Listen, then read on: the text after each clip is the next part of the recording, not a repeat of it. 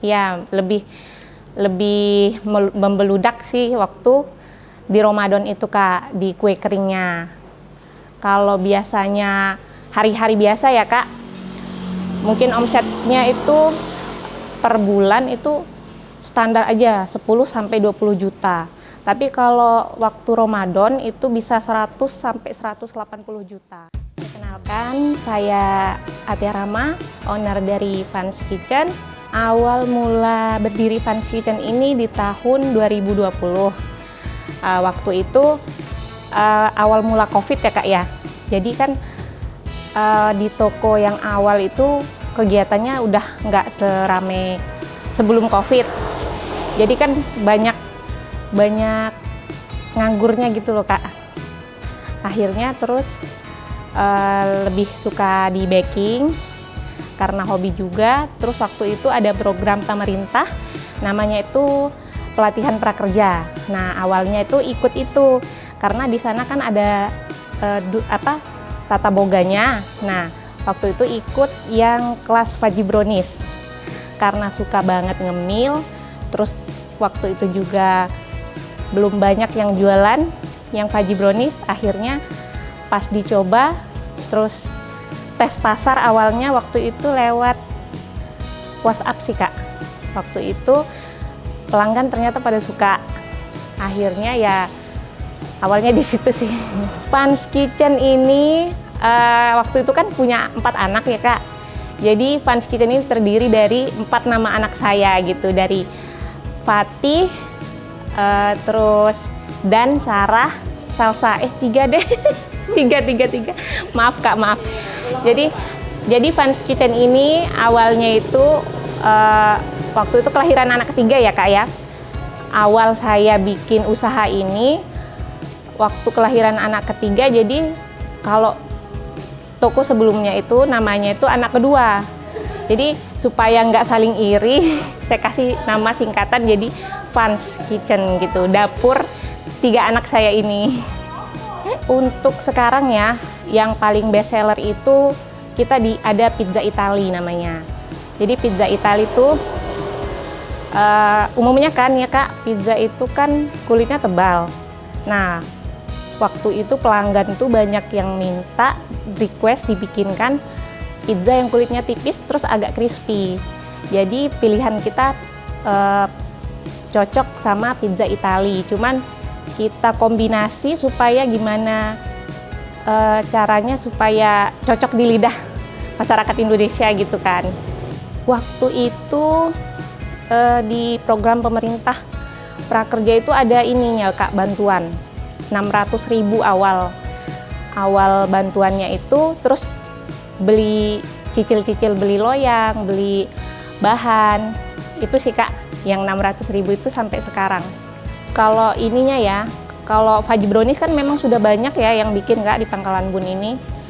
Cuman yang membedakan sih mungkin di produk lain, kayak pizza, terus ada brownies pastry tadi. Brownies pastry itu belum banyak yang jual juga, karena dari awalnya itu jualan Fudgy Brownies, terus kita coba kombinasikan sama pastry, jadilah brownies pastry. Strategi pemasarannya itu kita manfaatkan semua sosmed yang ada sih Kak, terutama di WhatsApp, Instagram, sama fanpage. Kalau toko belum ada, cuman kita ada reseller di luar kota gitu. Kalau penjualan karena kita ini kuenya bervariasi, mungkin per kuenya itu bisa 20 sampai 25 loyang lah. Mungkin yang di awal COVID itu ya Kak ya, itu kan yang tadinya omset itu sampai puluhan juta merosot jadi cuma berapa juta aja gitu. Nah dari situ terus saya lihat peluang yang paling besar waktu itu mungkin di makanan. Karena kalau makanan biarpun orang susah kayak apa, pasti yang paling pertama kali yang dicari itu kan makanan ya Kak. Nah jadi saya itu kepikiran untuk usaha di kuliner ini. Berawal dari prakerja tadi. Ya lebih lebih membeludak sih waktu di Ramadan itu Kak, di kue keringnya. Kalau biasanya hari-hari biasa ya Kak, mungkin omsetnya itu per bulan itu standar aja 10-20 juta. Tapi kalau waktu Ramadan itu bisa 100-180 juta omsetnya. Awalnya itu waktu awal-awal ikut pindah ke kuliner Kak, suami kan ngenalin gitu.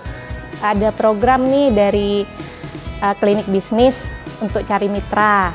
Waktu itu sih belum pede juga, cuman suami tuh mendorong gitu loh Kak, supaya mau daftar. Akhirnya bismillah daftar dan alhamdulillahnya terpilih gitu jadi mitra, salah satu mitra angkatan kedua.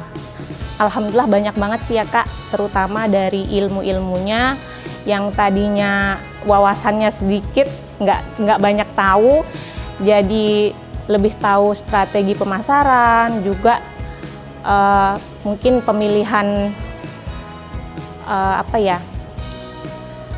lokasi, juga cara memasarkan di sosial media, memanfaatkan sosial medianya, gitu sih. Perbedaannya mungkin lebih banyak dikenal ya. Yang tadinya mungkin rumahan ya Kak, setelah ikut klinik bisnis ini jadi sering ikut event-event gitu Kak. Jadi ikut kayak kemarin ada pentastik gitu Kak, jadi semakin dikenal orang sih. Alhamdulillah sih sekarang mungkin lebih stabil ya Kak ya. Kalau dulu tuh kan masih terima dari rumah gitu loh Kak, masih terima orderan dari rumah atau sistem pre-order gitu, baru kita kerjakan orderan. Kalau sekarang sih alhamdulillah kita bisa readykan tiap hari, jadi orang yang dadakan juga bisa langsung ke outlet kita sih.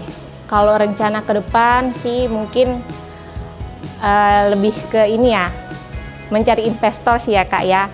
Terus selain itu juga ingin lebih meningkatkan kualitas produk sih dan menambah variasi supaya nggak bosen gitu. Tipsnya untuk anak-anak muda, jangan malu, terus jangan berkecil hati walaupun tanpa modal yang besar, modal seadanya pun kita bisa, asal kita mau mengasah kemampuan masing-masing gitu. Insya Allah ada aja jalannya.